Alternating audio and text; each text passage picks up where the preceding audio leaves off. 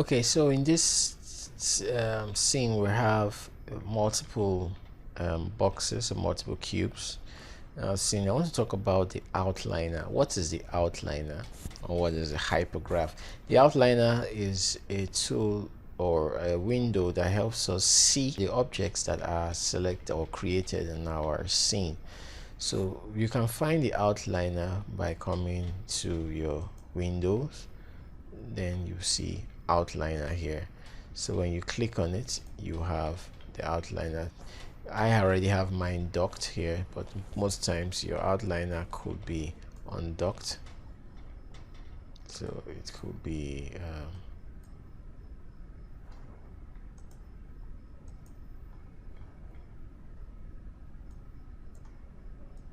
so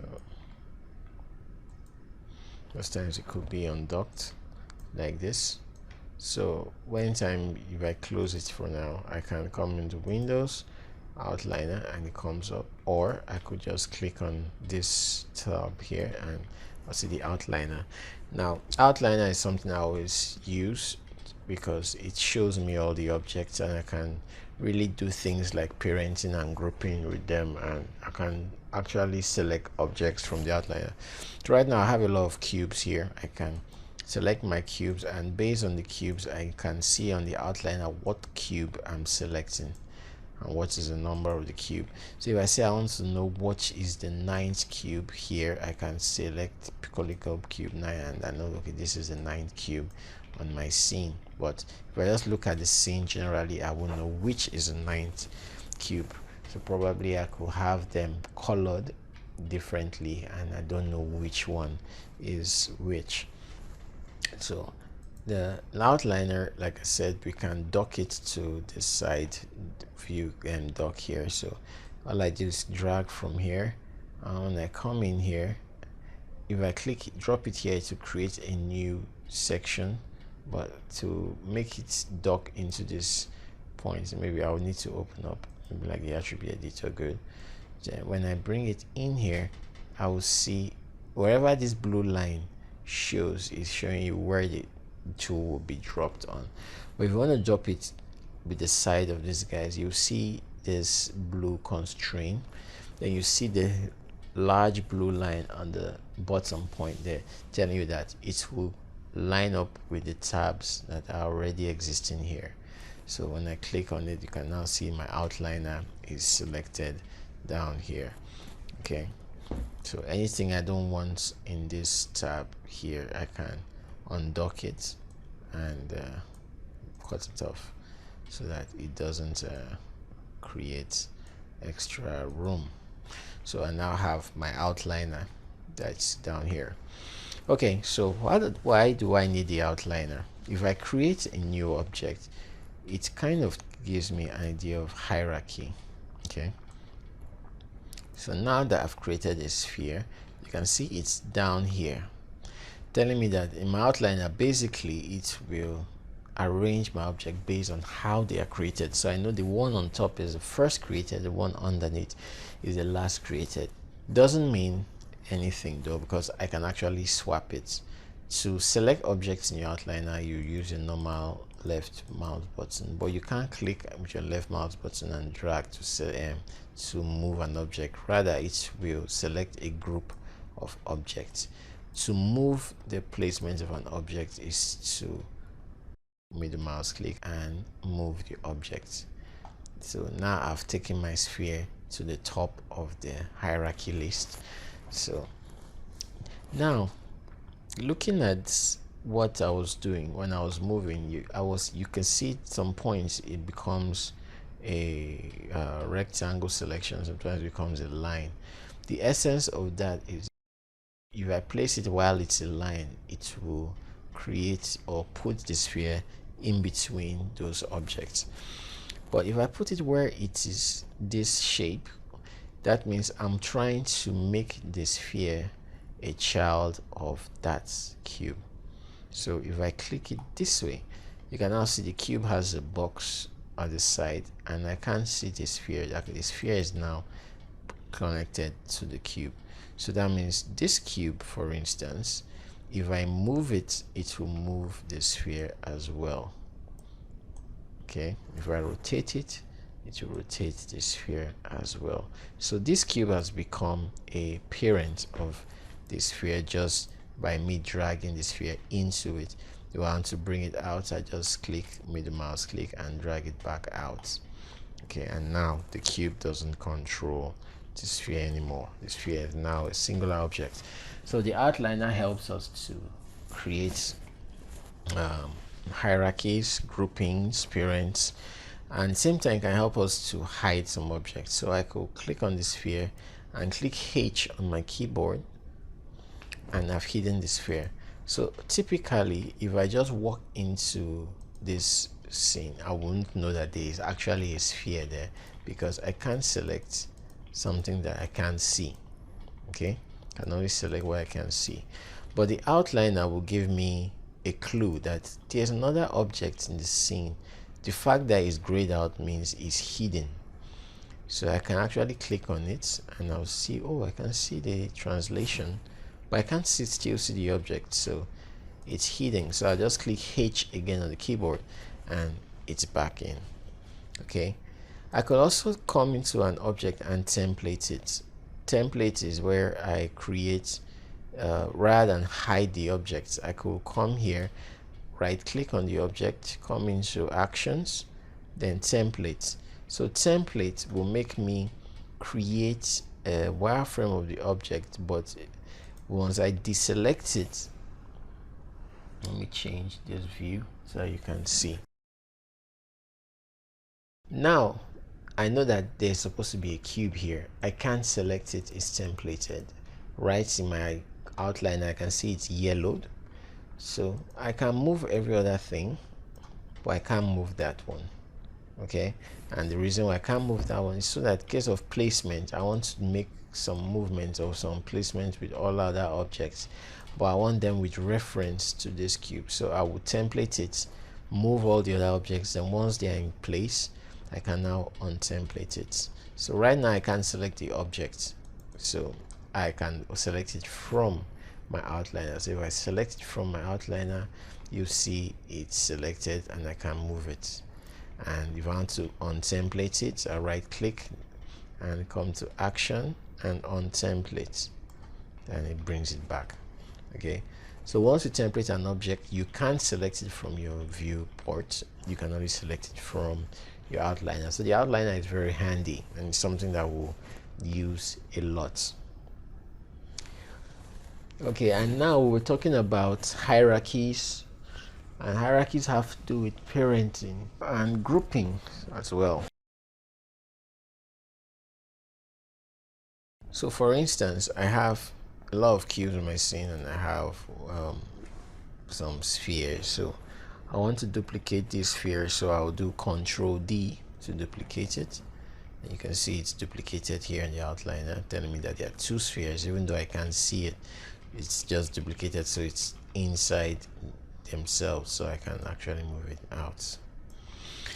Okay, then I want to group my spheres and I want to group my cubes, but I want to parent a particular object as well.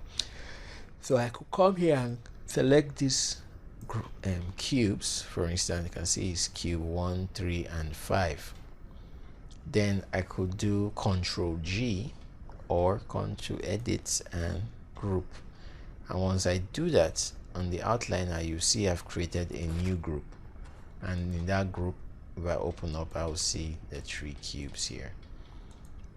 What's the benefit of grouping an object? I can select the whole group and move them together.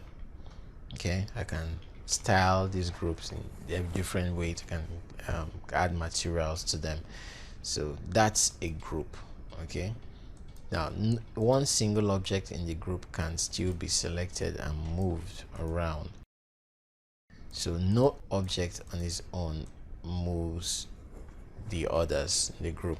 But the benefit of a group is I can pick one object and use my up arrow key to go up in the selection, and I go into the group like this. I pick this one, I go up, and I go up to the group level.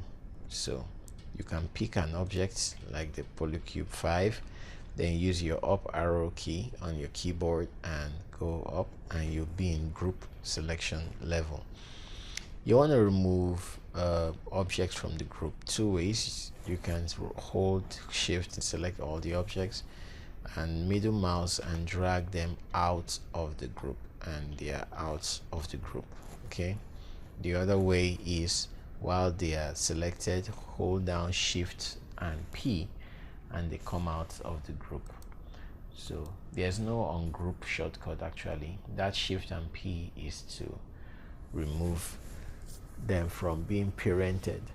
So what do we mean by parenting? Parenting is when you attach or constrain another object to one, so that whatever you do with that object, it affects the movement or rotation of the child object.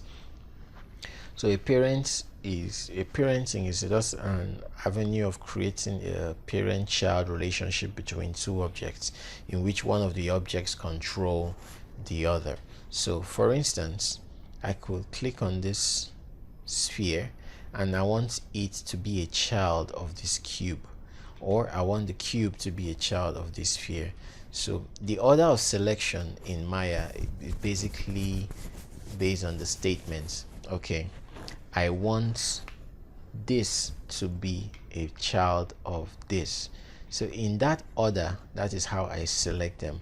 So this should be a child of this. So now when I do that selection, all I need to do is hit P on the keyboard, and now the sphere is the parent. You can see it has the box, even though it jumped to the cube, but you can see that the sphere is the one that is the parent of the cube. Okay, you can also come here and do parents and P. Now if I select the cube, I can move the cube around, no problem. But if I select the sphere, it will remove the cube if I move the sphere. If I rotate the sphere, it will rotate the cube as well, based on the axis or the pivot point of the sphere. So that's the idea of parenting.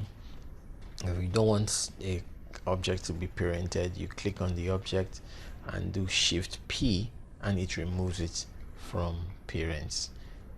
Then the sphere can now be a single object once again, same with the cube. All right, so another way to see your hierarchies is through the hypergraph window. The hypergraph window is found under Windows, General Editors, then we have hypergraph and hierarchy. Okay, so here we see all our objects in their modes. Now the hypergraph window, our navigation tools of alt and middle mouse, alt and right click will work, but alt and left click will not work because it's not a 3D view. All right, so these are all the cubes, all the objects in our scene. Like, see, I can select a cube here and it selects it in the outliner, and it also selects it here in the window. So now when I parent an object here, I can say I select this cube and select, hold down shift, select this sphere and P. Then you see the hierarchy. The sphere is the parent of the cube.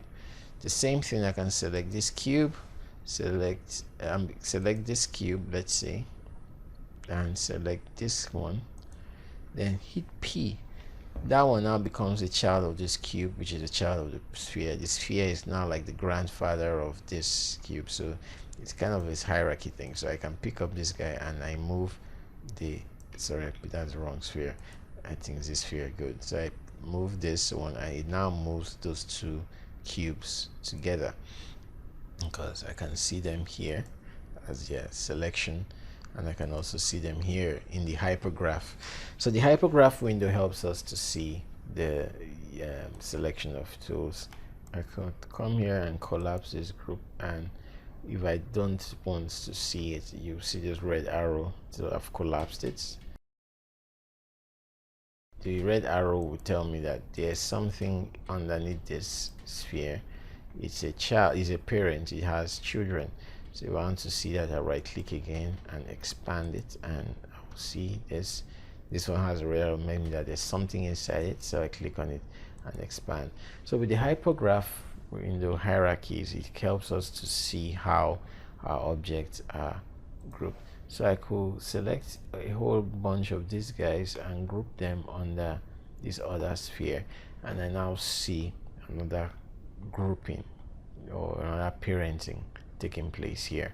So we'll parent a lot of objects, especially when it comes to joint hierarchies, because one joint will control another joint. If it's in an automobile, the body of the car will control where the tires will be, because the car's body will not move and leave the tires behind. So that's a basis of the outliner and the hypergraph, to show us the hierarchies and objects that are in our scene and how they are arranged.